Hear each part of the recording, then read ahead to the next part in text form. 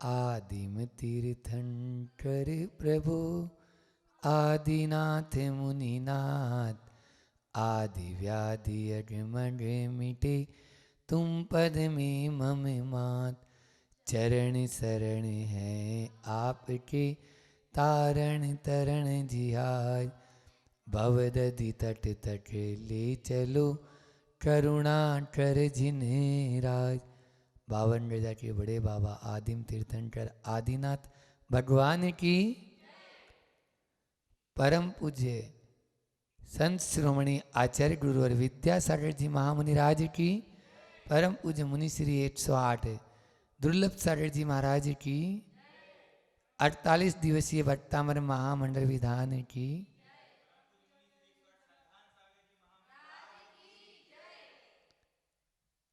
रोज आप लोग भट्टामर के माध्यम से आदिनाथ भगवान की स्तुति करते हैं और आदिनाथ भगवान के उन गुणों को इस पावन सिद्ध भूमि में हम सब बार बार दोहराते हैं।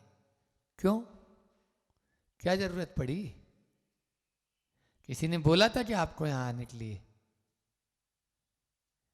इसलिए कि उन्हीं गुणों को हम भी प्राप्त कर लें।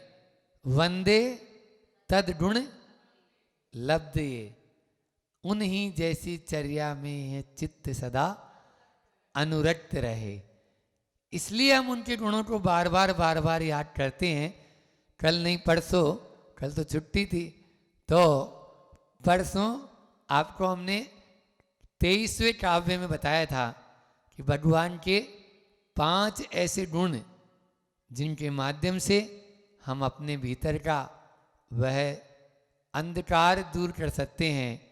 और वो था, पहले वे परम पुरुष हैं, आदित्य वर्णम, सूर्य के समान तेजस्वी हैं, और वे अम्लम, मल से रहित हैं। आज फिर आएगा अभी 24वें में भी, तम से पुरुषतात, तम से परे, अंधकार से दूर, और अंतिम था मृत्युंजयी है। इस प्रकार से ये 5 गुण अपन ने देखे थे। आज एक साथ 15 गुण बता रहे हैं। इस श्लोक में 24वें काव्य में, जो भट्टामर के मध्य का काव्य है, 48 में से 24 हो गए ना, तो 24वां काव्य आज मध्य में, अपन मध्य स्थान पर आज हैं।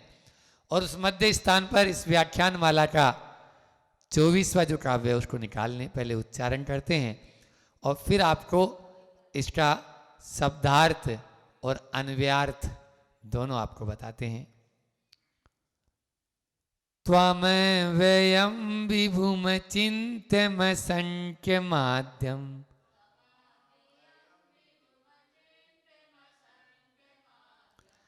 ब्रह्मांडमीश्वर मनंत मनंड के तुम।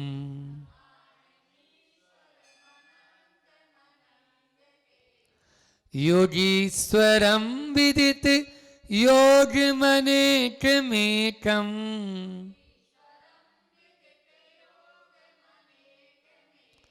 ज्ञान स्वरूप ममलम प्रवदन्ति संत।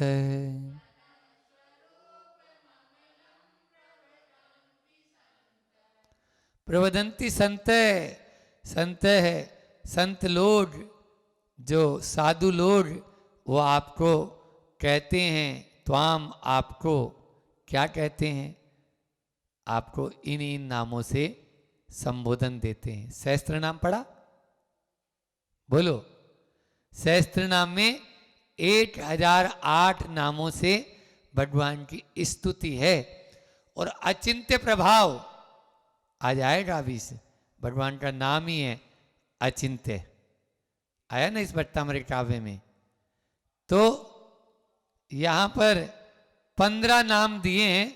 उन 15 नामों के साथ में भगवान के आराधना की जा रही है, स्तुति की जा रही है। और वो ऐसे ऐसे नाम नहीं कि नाम तो हो जाए शेर सिंह और काम डरपोक सिंह। बोलो। ऐसा नाम नहीं है। एक बार क्या हुआ, एक का नाम था ठन ठन गोपाल, उसका नाम था ठन ठन गोपाल। अब उसको ठन ठन करके, आज वैसे गोपाल, गोपाल की अष्टमी है आज, गोपाल अष्टमी बोलते हैं, तो वो ठन ठन गोपाल, अब उसको ठन ठन करके चिढ़ाते थे लोग। तो उसने सोचा अपना नाम दूसरा रखना चाहिए, ये नाम ठीक नहीं है। तो जंगल में गाय चराता था। अब गाय चरा रहा था तो एक महिला भी आई। उस महिला से पूछता है, क्यों, तुम्हारा नाम क्या है? वो क्या कर रही थी, जो गायों के कंडे होते हैं वो बीन रही थी। बोले लक्ष्मी बाई। क्या नाम था? नाम लक्ष्मी बाई था, और बीन क्या रही थी? कंडे बीन रही थी। अब इधर और आगे चला तो एक शव यात्रा जा रही थी। बोले कौन मर गए? बोले अमर सिंह। कौन चले गए? बोले अमर सिंह। अच्छा, अमर सिंह मर गए, नाम तो अमर सिंह, और मर गए। फिर एक और आगे गया एक खेत में, तो वहां पर एक हल जोत रहा था एक किसान। बोला भाई तेरा नाम क्या है? बोले मेरा नाम हरपाल। हरपाल यानी राजा, जो पूरे सबका पालन पोषण करे, और जो हारे हुए का और सबका, यानी हर का मतलब सबका, तो पालन पोषण करने वाला राजा होता है। तो उसका नाम, तुम्हारा नाम हरपाल, और तुम तो हल चला रहा है। तो उसने एक दोहा बनाया, और वो दोहा आज के संदर्भ में आपको सुनाते हैं, फिर अपन नाम की चर्चा करते हैं। कि लक्ष्मी कंडा बीनती, हर हाके हरपाल। हर हाल हाके हरपाल। अमर सिंह भी नहीं रहे, हम नौने ठन ठन पाल। नौने मतलब बुंदेलखंड में बोलते हैं अच्छा, नौने मतलब अच्छा। बोले हम नौने ठन ठन पाल, हम अच्छे हैं, हमारा नाम ठीक है। इस प्रकार से आज बहुत सारे इस नाम रख दिए जाते हैं। महावीर नाम है, लेकिन काम से वो महावीर नहीं रहता है। या अनंत नाम है, तो अनंत है थोड़ी, वो अनंत कहाँ से होगा, अंत तो होता ही है। लेकिन यहाँ पर भगवान ऐसे नहीं है। क्योंकि भगवान कब बनते हैं? बोलो, ये बताइए, भगवान कब बनते हैं?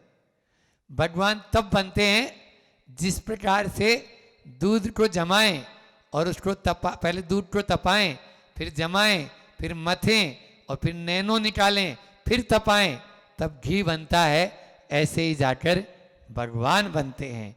इसलिए एक बार जैसे घी बन गया, वैसे ही भगवान बनने के बाद में वो पुनः दूध नहीं बनता है। अब तो वह बिल्कुल शीर्ष पे रहता है, ऊपर रहता है। ऐसे यहाँ पर आएगा अभी। तो पहला, संत त्वाम वद प्रवदंती, आपको संत पुरुष कहते हैं क्या? अव्ययम, विभुम, अचिंत्यम। हाँ, ये निकालते जाना, संधि विच्छेद करते चले जाओ इनमें। देखो ऐ कहाँ से लाए महाराज जी? तो ये जो मैं होता है ना, वो हलंत होता है। मैंने परसों भी बोला था, ये व्यंजन जो होते हैं वो लंगड़े होते हैं, है ना। व्यंजन जो होते हैं वो अपने कंधे पर नहीं रहते, दूसरे कंधे पर रहते हैं। स्वर के आधार पर ही व्यंजन का महत्व है। किसी का भी नाम वगैरह देख लो आप, जब तक मात्रा उसमें नहीं लगती तब तक वो कोई काम का नहीं रहता। मतलब अप्रयुंजित बोला, वहां पे प्रयोग में नहीं लाए जाते। तो यहां पर विभुम, फिर अचिंत्य निकलेगा, फिर असंख्यम, यहां पे भी चिंत्यम का ये मैं से असंख्यम, फिर यहां पे भी मैं में से आद्यम, फिर ब्रह्मांडम, फिर यहां पर भी ईश्वरम। इस सब मैं में से अ निकालते जाओ, सब द्वितीय का एक वचन है, ईश्वरम। फिर यहां पे भी अनंतम, अनंगम, अनंत केतुम, एक नाम है ये अनंत केतुम। फिर ब्रह्मांडम, ईश्वर, ईश्वरम हो गया, अनंत केतुम हो गया। योगीश्वरम, विदित योगम, अनेकम, एकम ज्ञानम ज्ञान स्वरूपम, ज्ञानम नहीं, देखो यहाँ पे नहीं तोड़ी विभक्ति, विभक्ति जहाँ तोड़ते हैं वहीं होता है। ज्ञान स्वरूपम, फिर अमलम प्रवदंती, तो ये 15 हैं। पहला अव्ययम, दूसरा विभुम, तीसरा अचिंत्यम, चौथा असंख्यम, पांचवा आद्यम, छठा ब्रह्मांडम, सातवा ईश्वरम, आठवा अनंतम, नववा अनंकेतुम, दसवा योगीश्वरम, 11वां विदित योगम, 12वां अनेकम, 13वां एकम, 14वां ज्ञान स्वरूपम और 15वां अमलम। ये सब नाम मिलेंगे आपको उसमें सहस्त्र नाम में, 8008 नाम में। तो यहाँ पर सबसे पहला लेते हैं अपन अव्ययम, है ना, यानी व्यय से रहित। भगवान जो है वो व्यय से रहित हैं। अब उनमें कोई व्यय होने वाला नहीं। क्यों? क्योंकि वो शुद्ध घृत बन चुके हैं, तपकर सिद्ध बन चुके हैं। जो सिद्ध हो जाते हैं उसके बाद में उनमें कोई व्यय नहीं होता है। अब वो जन्म और मरण के बंधन से छुटकारा पा लिए हैं। संसार में फिर दूसरा एक और कि जो संसार का धन दौलत होती है ना, वो तो आप खर्चोंगे तो कम होएगी, लेकिन यदि ज्ञान धन है, यहाँ पे शिक्षक जी बैठे हुए हैं ना, प्रोफेसर साहब, तो ज्ञान धन है, वो जितना जितना खर्चेंगे ना उतना उतना बढ़ता ही जाएगा वो। इसलिए भगवान हमारे कैसे हैं? वो ज्ञानी है और ज्ञान धन से ओत प्रोत हैं, इसलिए वो अव्ययम, वैसे रहित है। कभी अपने पद से च्युत नहीं होना। व्यय का मतलब होता है नीचे आना, कम हो जाना। वो अपने पद से कभी भी गिरेंगे नहीं। और एक अर्थ बता देता हूं अव्यय उनका, देखो चिंतन किए हैं तो वो आपको परोसते तो जाएंगे ही। तो दूसरे जो मत वाले हैं, सांख्य मत आदि जो मत हैं, वो क्षणभंगुर मानते हैं संसार को। प्रतिपल इधर उत्पन्न हो रहा है, इधर विनाश हो रहा है, इधर उत्पन्न हो रहा है, इधर विनाश हो रहा है। लेकिन हमारा जो जैन दर्शन है वो कभी भी अनेकांत दर्शन है। वो क्षणिक नहीं मानता, वो क्षणिक क्षय नहीं मानता, वो तो अव्ययी मानता है। यानी द्रव्य जिसको बोलते हैं, द्रव्य मतलब हमेशा उत्पाद और व्यय होने के बाद में भी उसमें ध्रुवपना हमेशा बना रहेगा, इसीलिए तो अव्यय बोला। अव्यय जो होते हैं वो कभी भी बदलते नहीं। कोई भी उनके सिद्धांत बदल जाएंगे, लेकिन यहाँ जैन धर्म का सिद्धांत बदलता नहीं। संस्कृत में अव्यय होते हैं, एक और अर्थ आ गया, संस्कृत में अव्यय होते हैं जो सुबंत भी नहीं है, तिगंत भी नहीं है, कृदंत भी नहीं है, वो अव्यय है ना। ये संज्ञाएं जितनी होती है, राम है रामो रामा, ये जो बोलते हैं ये सुबंत कहलाते हैं। और जितनी क्रियाएं होती है गच्छति गच्छत गच्छन्ति, ये जो है तिगंत कहलाते हैं। और कृदंत जो बचे हुए कुछ ऐसे नाम होते हैं जिनका प्रयोग करते हैं, तो वो तो आप लोगों ने संस्कृत तो पढ़ी होगी ना थोड़ी बहुत, तो ये याद करो, ताज़ा करो बचपन की यादें। तो इस प्रकार से ये कुछ भी नहीं, जिनमें कोई परिवर्तन नहीं होता। जैसे अपि है, एव है, इनमें कोई परिवर्तन नहीं होता, ये अव्यय कहलाता है। ऐसे ही हमारे भगवान परिवर्तन से रहित हैं, उनमें कोई भी परिवर्तन नहीं होता है। फिर दूसरा दिया विभु। विभु यानी समर्थ, विभु यानी समर्थ, हाँ सामर्थ्यशाली। हमारे भगवान लोक व्यापी हैं, ऐसे समर्थशाली हैं, वो अपने उत्थान और पतन के स्वयं सामर्थ्य हैं, उनका समर्थ में है। और उनका इतने समर्थ हैं कि अब वो संपूर्ण लोक में व्याप्त हो चुके हैं। उनकी जो आत्मा है वो इतनी समर्थ हो चुकी है कि वो बहिरंग और अंतरंग दोनों रूपों में वह समर्थ हो चुके हैं।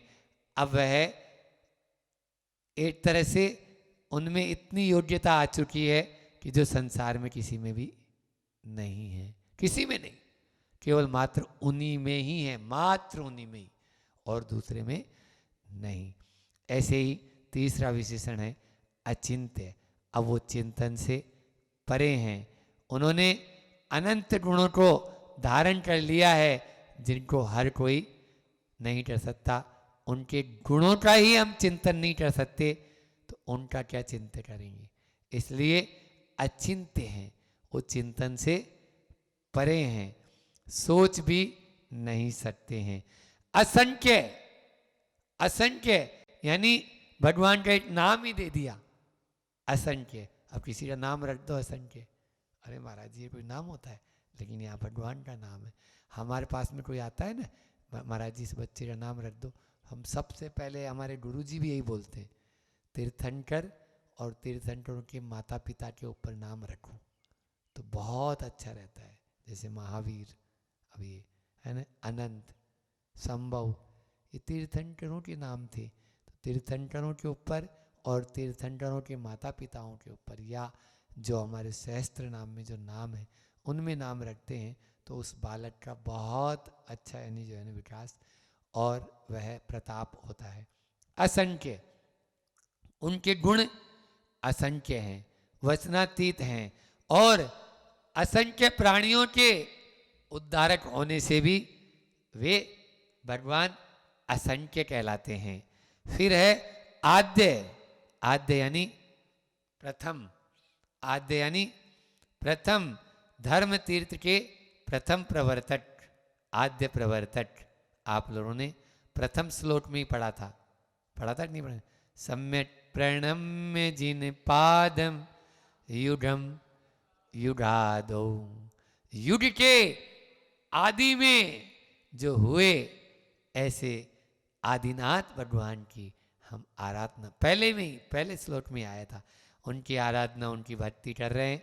तो इस प्रकार से जिन्होंने युग के आदि में असी मसी कृषि आदि 60 कर्म का उपदेश दिया, उन्होंने युग को, युग के मतलब ये समझ लीजिए आदिनाथ भगवान ने इस सृष्टि में प्रथम तीर्थंकर बनकर उन्होंने इस सृष्टि का जो शुरुआत की। आज जो वर्तमान में जो सृष्टि है, इस युग की शुरुआत युगम युगादो उनके पाद कमलों के माध्यम से ही इस युग की स्थापना हुई, और उनके वचनों के माध्यम से आज हम सब इस संसार से भी तर रहे हैं, तिर रहे हैं। चाहे संसार में हो और चाहे संसार के बाहर, मतलब सिद्ध परमेष्टि बन जाए, तो भी उन्होंने जो मार्ग बताया, दोनों मार्ग बताया उन्होंने, यदि वो मार्ग नहीं बताते तो आज ये सृष्टि रहती क्या? बोलो। युग के आदि में आद्य प्रवर्तक, आद्य यानी प्रथम, तो आद्य यदि प्रथम यदि वो नहीं होते तो कुछ भी नहीं हो सकता था। क्योंकि हम खाना पीना ही नहीं जानते ना, हम पहनना ही नहीं जानते, पूरी सृष्टि का ही नाश हो जाता। ब्रह्मा, ब्रह्मा का मतलब होता है कई, मतलब यहाँ पर रूप बताए। ब्रह्मा यानी आत्मा, ब्रह्मा यानी मोक्ष, ब्रह्मा यानी ज्ञान, ब्रह्मा यानी चारित्र, और ब्रह्मा यानी आदि ब्रह्मा। भरत के पिताजी, बाहुबली के पिताजी आदि ब्रह्मा, उन्हें ही बोलते हैं। अपन बोलते हैं ना, देखो चारित्र के रूप में ब्रह्म शब्द कैसे आता है? ब्रह्मचर्य, तो ब्रह्मा का प्रयोग हुआ ना। ज्ञान के रूप में ज्ञान ब्रह्म या ज्ञान ब्रह्मा, है ना। मोक्ष के रूप में परम ब्रह्म, परम ब्रह्म को प्राप्त करना चाहते हैं, तो ये ब्रह्मा शब्द उनके साथ में जुड़ा हुआ है।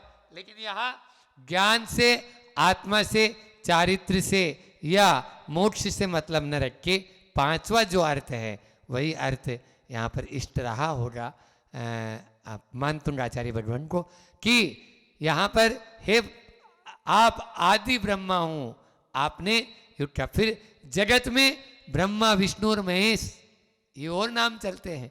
ब्रह्मा जो है जगत का पालन करने वाले, अभी अभी मैंने बताया कि आप जो है आद्य प्रवर्तक हैं, यानी आपने असी मसी कृषि शिल्प वाणिज्य कला का उपदेश दिया, इसलिए आप जगत के पालन करता हो, इसीलिए तो ब्रह्मा हो। जगत के पालन करने वाले हैं, इसलिए हे भगवान आप ब्रह्मा हैं।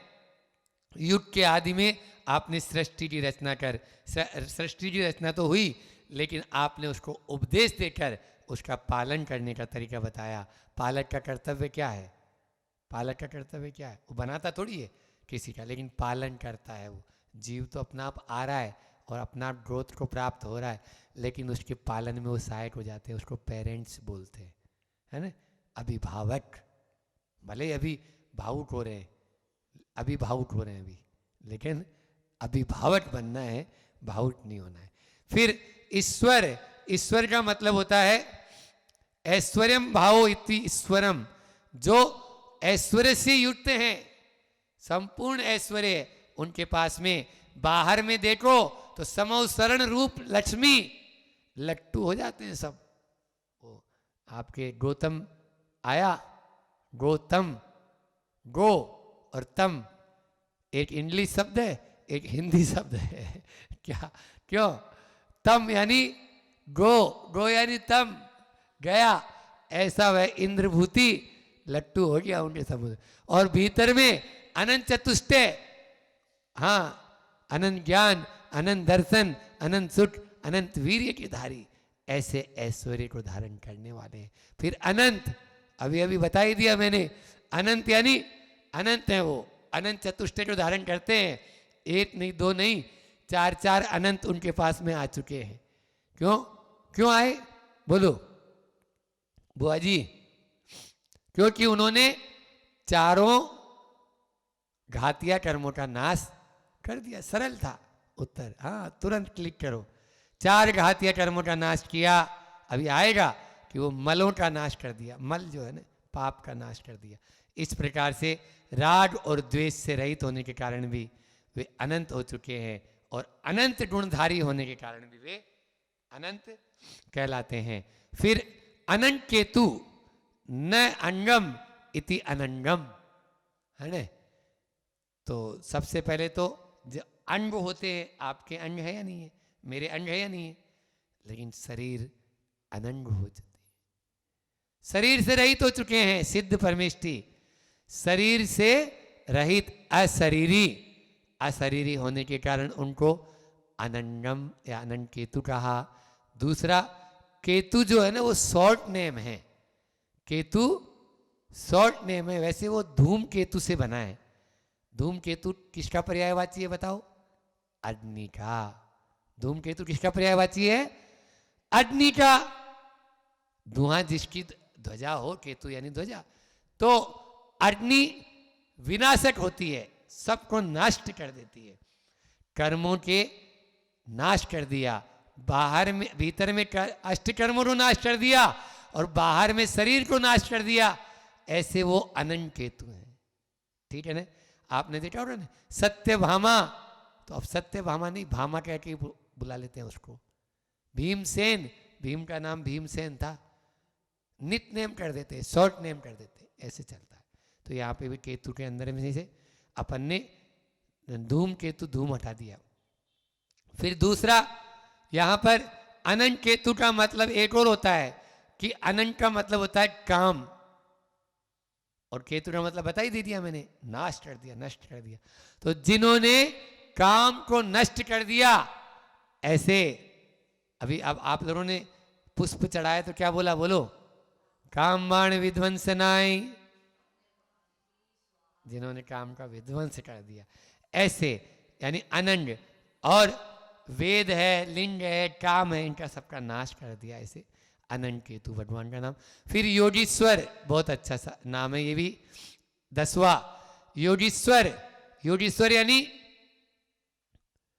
योगी हैं आप, और योगी नहीं, योगियों के भी ईश्वर हैं। योगी भी आपको पूछते हैं। दो तरह के मुनिराज होते हैं, एक शुभोपयोग में लीन, जैसे अभी मैं प्रवचन कर रहा हूं, और एक शुद्धोपयोग में लीन, जैसे महाराज जी हैं या कल हम ध्यान में बैठे थे। तो ये क्या है,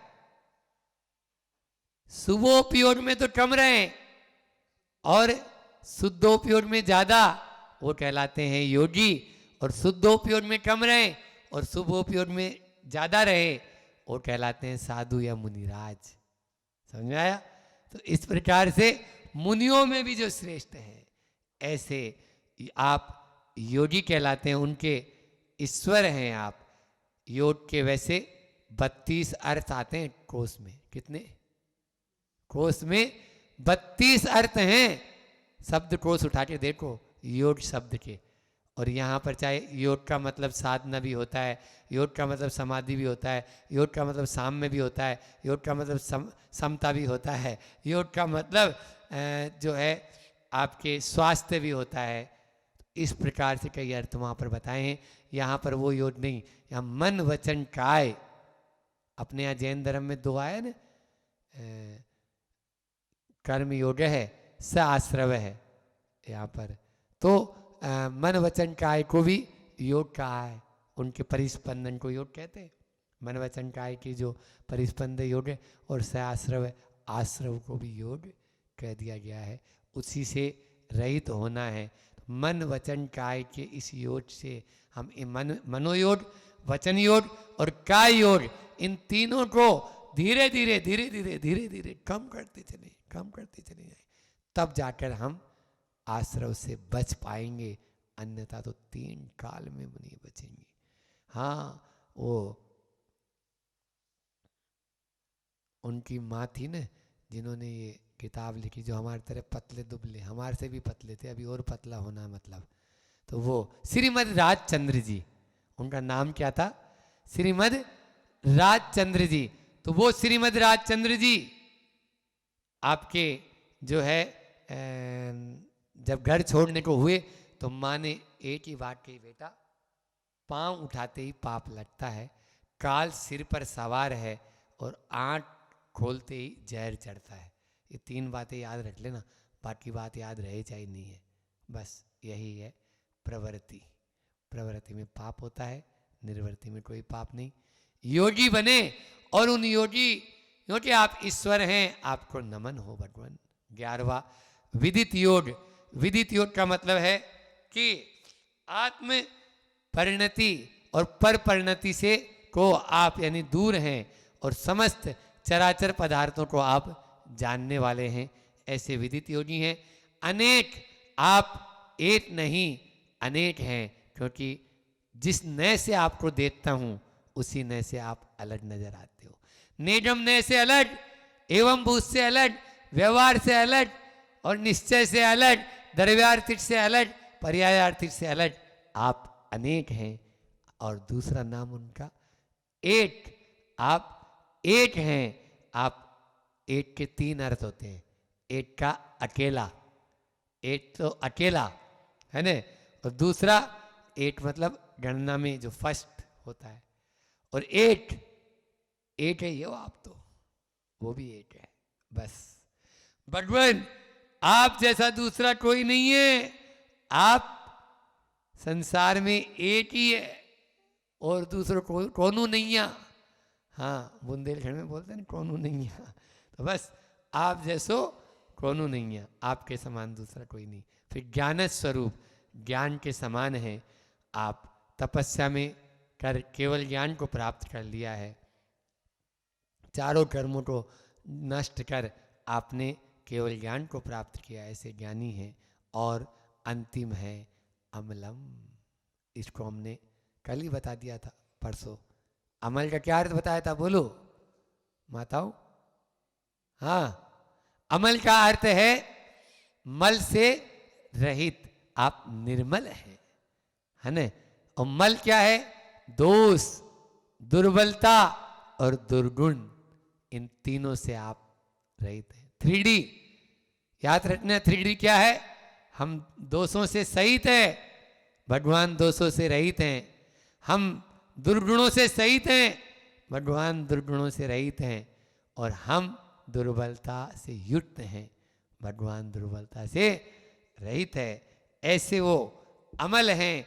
इन 15 गुणों से आज भगवान की अपन ने यहाँ पर बहुत ही अच्छी आराधना की, और उस आराधना के माध्यम से आज भक्ति के माध्यम आज और एक कि आज आपको मालूम है ना आज क्या है, आज जन्माष्टमी भी है।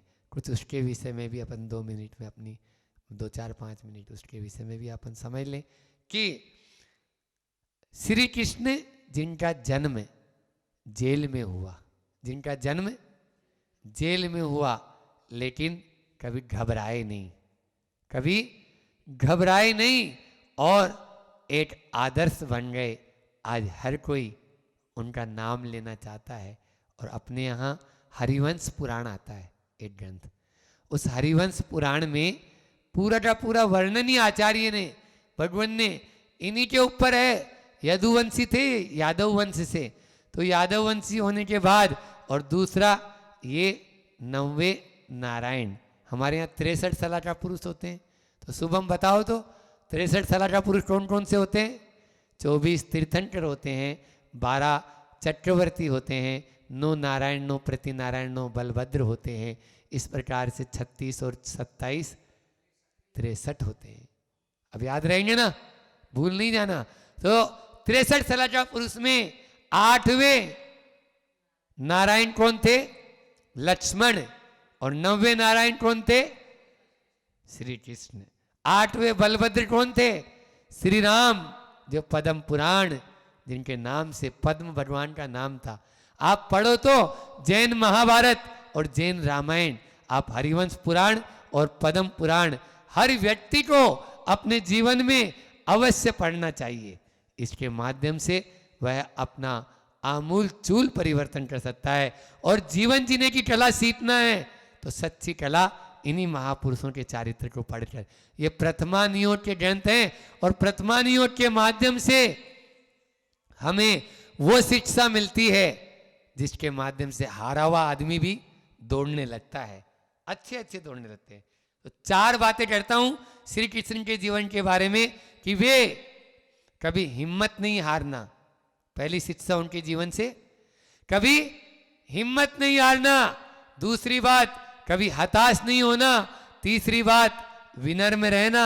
और चौथी बात, पुरुषार्थशील बनना। क्या बोला? विनम्री बनो, पुरुषार्थशील बनो, हिम्मत नहीं हारो और हताश मत हो। ये 4 बातें यदि अपने जीवन में हम धारण कर लेंगे तो हम भी एक आदर्श महापुरुष के रूप में अपना नाम दर्ज करा सकते हैं। और नाम ही नहीं, आने वाले समय में जैसे वो 16वें तीर्थंकर होंगे, इसी प्रकार से तीर्थंकर के रूप में हम भी अपने आप को अंकित कर सकते हैं। जो सबसे पुण्य प्रकृति है, सबसे बड़ी प्रकृति पुण्य में, वह है तीर्थंकर प्रकृति। आज उनके आदर्शों को हम अपने जीवन में अंगीकार करें। आपने देखा होगा श्री कृष्ण ने कभी भी हिम्मत नहीं हारी। अभी मैंने कहा कि जन्म ही जिनका जेल में हुआ, एक सामान्य पुरुष का भी जन्म होता है तो कम से कम थालियां तो बज जाती है, वहां तो थाली बजाने वाला भी कोई नहीं। और नंद गांव में उनका यशोदा के आंचल में पालन पोषण हुआ, लेकिन बचपन से ही सामान्य होकर भी असामान्य थे। असामान्य। जब कंस को ये पता चला, उनके पहले 6 पुत्र और हुए थे, जैन धर्म के अनुसार उनको सुरक्षित रखा गया। और वो 6 जहाँ विदिशा बद्दलपुर जिसको कहते हैं, उस बद्दलपुरी में विदिशा में उनका लालन पालन हुआ। वो अलग अपना स्थान रखते हैं उनका। लेकिन यहाँ पर 7वें पुरुष को वहाँ पहुँचा, 7वें बालक को वहाँ नंदगांव में पहुँचाया गया। और वहाँ पर जब कंस को मालूम चला कि वहाँ मेरे हंता का शिशु रूप में जन्म को बाद यहाँ पहुँचा दिया गया और मुझे गलत बताया कि यहाँ मरा हुआ पुत्र उत्पन्न हुआ है, लेकिन ऐसा था नहीं। चिंतित था। पूतना आई और पूतना ने बोला, भैया इतना चिंतित क्यों हो? अरे वो ऐसा ऐसा, अरे मैं सबको काम तमाम कर दूंगी, ऐसा वैसा। उसने अच्छा रूप धरा और सुंदर आकर्षण रूप धर के वह नंदगांव में गई। सारे बालक आकर्षित हुए और उसके स्तनों में जो जहर था उसके आगोश में सब समा गए। श्री कृष्ण का भी नंबर आया, लेकिन श्री कृष्ण थे। आप लोगों ने सबने कहानी मालूम है कि उस पूतना का ही काम तमाम कर दिया। बाल्य अवस्था में, छोटी सी अवस्था में ही उस पूतना को अपने रास्ते से हटा दिया। इस प्रकार से ये श्री कृष्ण कोई छोटे मोटे, हमें इसमें प्रतीक भी लगता है। आप महाभारत के प्रसंगों को देखेंगे या भागवत, श्रीमद् भागवत के प्रसंगों को देखेंगे तो आप प्रतीक अर्थों को भी देखें कि वह पूतना और कोई नहीं, विषय अभिलाषा के यदि आंचल में चले जाओगे तो आप इसी प्रकार से नष्ट भ्रष्ट हो जाएंगे। और यदि माँ के आंचल में, जो धर्म का आंचल है, धर्म के आंचल में आ जाएंगे तो कोई आपका बाल भी माँ का नहीं कर सकता है। इसलिए माँ के आंचल में आए, पूतना के आंचल में नहीं। पूतना एक आकर्षित आंचल जरूर है, लेकिन वो अपने लिए ठीक नहीं। इसी प्रकार से कभी हताश नहीं होना। कम समय में अपनी बात कर रहा हूँ क्योंकि समय अपना हो रहा है। कभी हताश नहीं होना है, हिम्मत नहीं हारना है। एक होता है हारना और एक होता है हार मानना। क्या हुआ? हारना और हार मानना। हारना बुरा नहीं, हार मान लेना बुरा है। कभी हार नहीं मानना, किसी के आगे घुटने नहीं टेकना है। धीरज ताकत बन जाती है और अधीरता कमजोरी। इसलिए अधीर मत हो, हताश मत हो। हताश होना किसी भी समस्या का समाधान नहीं है, अपितु हताशा स्वयं एक बड़ी सारी समस्या है। इसलिए आशावादी बने, हताशा न रखें। आज नहीं तो कल हम निश्चित होंगे सफल। क्या बोला? आज नहीं तो कल हम निश्चित होंगे सफल। ये सिद्धांत मिलता है हमें श्री कृष्ण के आदर्श जीवन से। इसलिए अपनी सफलता को अपने सामने देखो, पीछे नहीं। पीछे तो हार है, आगे चलेंगे तो जीत है। विनम्री बने, नम्री बने। विनम्री व्यक्ति झुकता है। आपने देखा होगा किस प्रकार से एक राजा द्वारिकाधीश होते हुए भी उन्होंने सुदामा को जब देखा, तुरंत सिंहासन से उठे, दौड़ पड़े, गले मिले, अपने सिंहासन पर लाके बैठाया और स्वयं नीचे बैठकर उनके पाद प्रचालन कर रहे हैं। बोलो, है कोई हिम्मत आज का ऐसा कोई राजा जो सुदामा जैसी मित्रता निभा पाएगा, श्री कृष्ण जैसी मित्रता निभा पाएगा? कोई नहीं निभा पाएगा। और दूसरी बात, एक द्वारिकाधीश राजा होने के बाद में भी दूत बनकर जाकर स्वीकार किया कि नहीं, युद्ध नहीं होए, कैसे भी युद्ध टल जाए। दुर्योधन के पास दूत बनकर गए पांडवों की तरफ से। है आज ऐसा कोई नहीं है। इस प्रकार से जिसमें विनम्रता होती है ना, वही ऐसा काम कर सकता है। और वे हमेशा ऊपर की ओर उड़ते थे। और अंतिम है, पुरुषार्थशील बने। पुरुषार्थ हमारे अंदर में होगा। हम उनके निष्काम योग की तो चर्चा करते हो, लेकिन उन्होंने ही कहा है कि योग है कर्मसु कौशलम। योग है कर्मसु कौशलम। जो कर्म करेगा वही योगी कहलाएगा। अभी अभी भगवान के नामों में योगी शब्द आया था।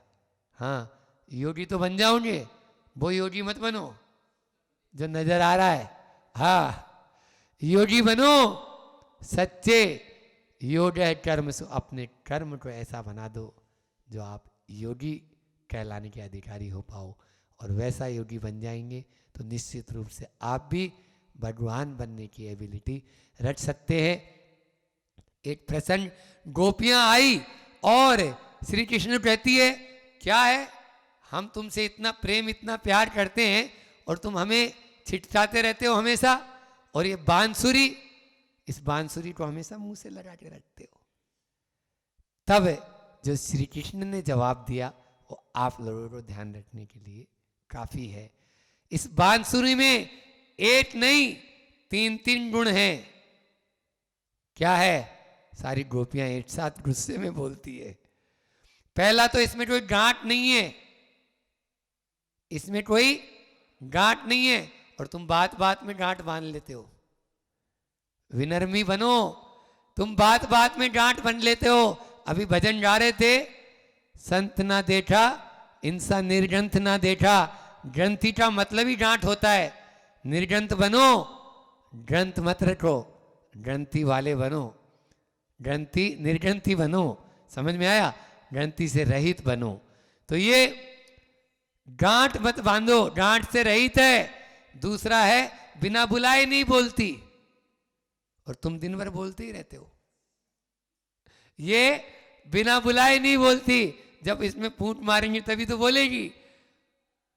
और तीसरा, जब भी बोलती है मीठा बोलती है, जब भी बोलती है तो मीठा बोलती है। इस प्रकार से हमें बांसुरी से ये शिक्षा लेना चाहिए कि गांठ से रहित हों, और दूसरा जब भी बोलें मीठा बोलें, और बिना बुलाएं न बोलें। तो निश्चित रूप से बांसुरी अपनी स्थिति क्या है पता है? एक बार ढोलक होता है, ढोलक, ढोलक की जैसी स्थिति है संसारी प्राणी की। ढोलक और बांसुरी में अंतर है। एक बार ढोलक पहुंच गया बांसुरी के पास में, तुम इतनी चालू चलूटी, और उसमें भी ऊपर से साथ साथ तुम्हारे में छेद, फिर भी जो भी आता है तुम्हें होठों से लगाता है। और मैं इतना सुंदर सलोना गोल मटोल, लेकिन जो आता है मेरी धमाधम दोनों तरफ से पिटाई करता है। तो बांसुरी बोलती है, भैया इसमें तुम्हारा दोष है, उन लोगों का नहीं। हाँ हाँ, क्यों पक्ष नहीं लेगी तुम? उनका लेगी, क्योंकि तुम्हें जो हाथ होठों से लगाए रखते हैं। बोले नहीं, इसलिए पक्ष नहीं ले रही हूँ कि होठों से लगाते हैं, इसमें दोष तुम्हारा है। क्योंकि जो मुझे आता है अपने होठों से इसलिए लगाता है कि वो फूंक मारता है, और मेरे अंदर के जो विकार होते हैं मैं उन विकारों को बाहर निकाल देती हूँ। लेकिन तुम हो जो विकारों को भीतर ही समाहित रखते हो, इसलिए जो कोई आता है धमाधम दोनों तरफ से तुम्हारी पिटाई करता है, इसलिए दोनों तरफ से पिटाई करता है। तो आचार्य भगवंत कहते हैं हमारे, ढोलक नहीं बांसुरी बनो। आज तो मुरली मनोहर का दिन है, इस प्रकार से उस मुरली मनोहर जैसे बनेंगे, और उस मुरली मनोहर की जो चीजें हैं उनसे शिक्षा लेंगे, चाहे वो मोर पंख हो, चाहे वो बांसुरी हो। आप इनसे अपने जीवन में एक नया मतलब नई शिक्षा लेकर नई शुरुआत करेंगे तो हम बहुत आगे बढ़ जाएंगे। समय आप लोगों का हो चुका है, पद्य अनुवाद पढ़कर अपनी वाणी को विराम दूंगा। आज जो अपन ने यहाँ पर भगवान के 15 नामों की जो आज अपन ने अर्चना की है, उसके माध्यम से यहाँ पद्यानुवाद में भगवान कह रहे हैं,